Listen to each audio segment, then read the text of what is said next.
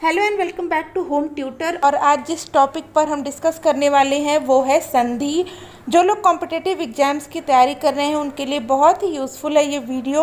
और बच्चों को स्कूल में भी ये टॉपिक हिंदी और संस्कृत ग्रामर में पढ़ाया जाता है, तो बच्चों के लिए भी हेल्पफुल होगा।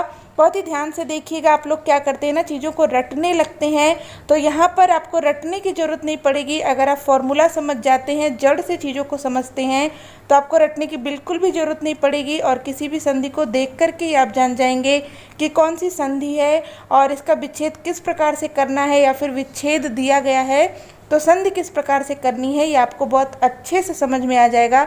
तो वीडियो को पूरा देखिएगा और आपको बाद में कुछ क्वेश्चंस भी पूछे जाएंगे जिनका आंसर आपको कमेंट बॉक्स में करना है। तो चलिए इस टॉपिक को समझते हैं। और अगर आपको वीडियो हेल्पफुल लगे तो प्लीज़ इसे लाइक और शेयर भी जरूर करें। संधि, तो सबसे पहले बात करते हैं इसके शाब्दिक अर्थ के बारे में। संधि यानी कि जोड़, जिसे कि इंग्लिश में हम कहते हैं ज्वाइनिंग। आइए देखते हैं इसकी परिभाषा। दो वर्णों के मेल से उत्पन्न विकार यानी कि परिवर्तन को संधि कहते हैं। अब इसकी परिभाषा को ध्यान से देखिए। कह रहे हैं कि दो वर्णों के मेल से, दो वर्ण हो उनका हम आपस में मेल कराएं तो उससे क्या उत्पन्न हो, विकार उत्पन्न हो, यानी कि कोई परिवर्तन हो जाए, तो उसे हम कहते हैं संधि। तो क्या किसी भी प्रकार के दो वर्णों का मेल संधि कहलाएगा?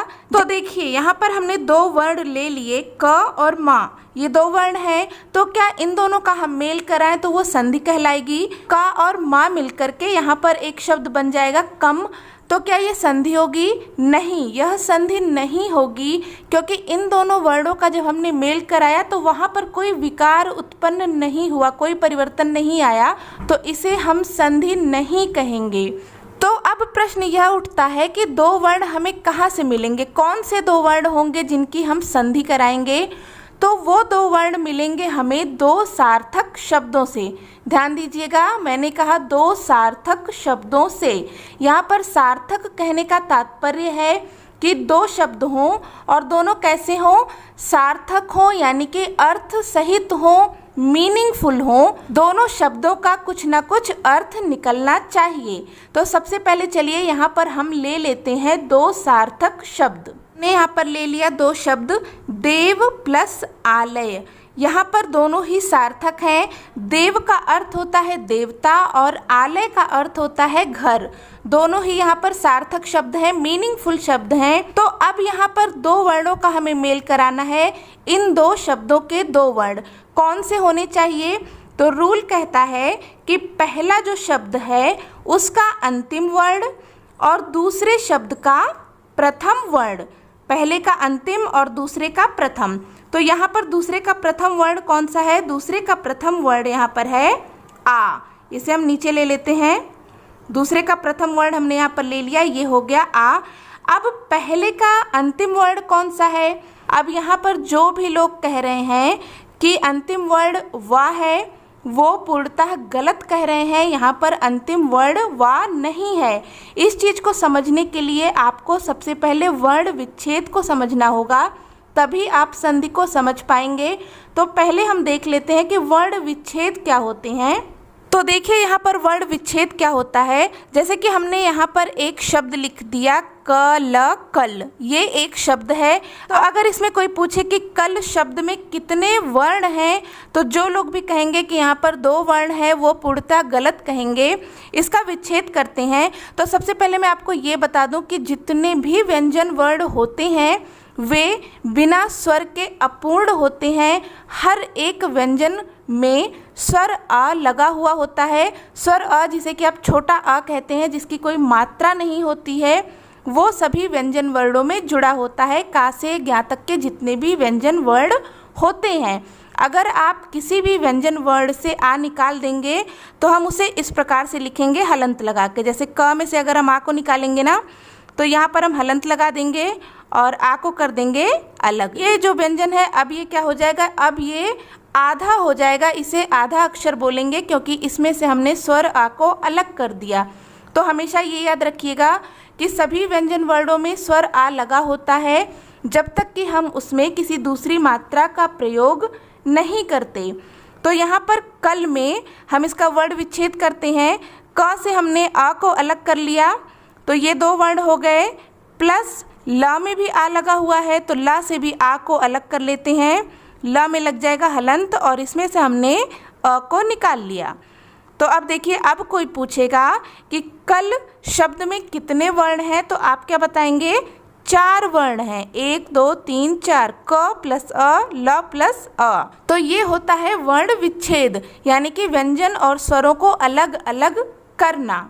देखिए यहाँ पर हमने 2 सार्थक शब्द ले लिए हैं, देव प्लस आलय, और नियम क्या कहता है कि पहले का अंतिम वर्ण और दूसरे का प्रथम वर्ण हमें लेना होता है और इन्हीं का हमें मेल कराना होता है। दूसरे शब्द का प्रथम वर्ण क्या है? यहाँ पर है आ, इसे हम ले लेते हैं। और पहले शब्द का अंतिम वर्ण यहाँ पर क्या होगा? अ होगा। व उच्चारण कीजिए, व। अंतिम जो ध्वनि हमें सुनाई देती है वो अ की सुनाई देती है, तो यहाँ पर हम ले लेंगे आ को ले लिया। तो देखिए यहाँ पर हमें 2 वर्ण मिल गए, पहले शब्द का अंतिम वर्ण और दूसरे शब्द का प्रथम वर्ण। अब इन दोनों का हमें मेल कराना है। तो अब इन दोनों का जब हम मेल कराएंगे तो नियम क्या कहता है कि अ के बाद अगर आ आता है तो वो क्या बन जाता है? दीर्घ आ। दीर्घ यानी कि बड़ा, बड़ा आ बन जाता है। तो ये दोनों मिलकर के क्या बन जाएंगे? बड़ा आ। अब हमारे पास बचा क्या था? हमारे पास बचा था देव, देव बचा था, और यहाँ से हमने आ को निकाल लिया था तो क्या बच गया था? लय बच गया था। अब ये जो आ हमें मिला है ये कहाँ पर चला जाएगा? ये चला जाएगा वा पर। आ है तो आ की मात्रा लग जाएगी, यहाँ पर हो जाएगा वा, और यहाँ से क्या बचा था? लय बचा हुआ था, तो इसको इसके साथ में जोड़ देंगे तो ये बन जाएगा देवालय। तो देखिए 2 वर्णों का हमने मेल कराया और इससे क्या हुआ? एक परिवर्तन हुआ, एक विकार उत्पन्न हुआ और यहाँ पर एक नया शब्द हमें मिल गया, देवालय। तो यहाँ पर हम एक और उदाहरण देखते हैं। यहाँ पर मैंने 2 शब्द ले लिए हैं, गिरि ईश। गिरि यानी कि पहाड़, ईश यानी कि प्रभु, देवता, ईश्वर जिसे हम कहते हैं। तो यहाँ पर हमने 2 सार्थक शब्द ले लिए हैं। अब हमें क्या करना है? पहले शब्द का अंतिम वर्ण लेना है। तो पहले शब्द का अंतिम वर्ण यहाँ पर क्या हो जाएगा? जब हम गिरि का उच्चारण करते हैं तो अंतिम में कौन सी ध्वनि हमें सुनाई दे रही है? गिरि, ई सुनाई दे रहा है, ठीक है। तो यहाँ पर हम क्या ले लेंगे? ई ले लेंगे। गिरि की अंतिम ध्वनि हो जाएगी ई। और जो दूसरा शब्द है इसका प्रथम वर्ण हमें लेना है, तो प्रथम वर्ण यहाँ पर क्या है? ई, इसे हम ले लेते हैं। अब इन दोनों को मिलाकर क्या बन जाएगा? दीर्घ ई यानी कि बड़ी ई। इन दोनों का जब हम मिलाएंगे तो ये बन जाएगा बड़ी ई। यहाँ पर गिरी था, इसमें से हमने ई को निकाल लिया तो यहाँ पर बचा गिर, और यहाँ से ई को निकाला तो यहाँ पर क्या बच गया था? यहाँ पर बच गया था श। और इन दोनों का जब हमने मेल कराया तो ये बन गया ई। तो इसकी मात्रा कहाँ जाएगी? र पर जाएगी, और यहाँ पर लग जाएगा बड़ी ई की मात्रा, और श जो हमारे पास बचा था वो हम यहाँ पर लिख देंगे।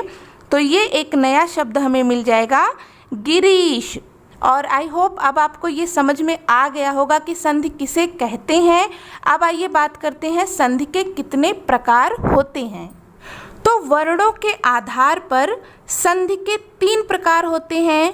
पहला होता है स्वर संधि, दूसरा होता है व्यंजन संधि, और तीसरा होता है विसर्ग संधि। इसमें जो स्वर संधि है यह सबसे महत्वपूर्ण संधि है।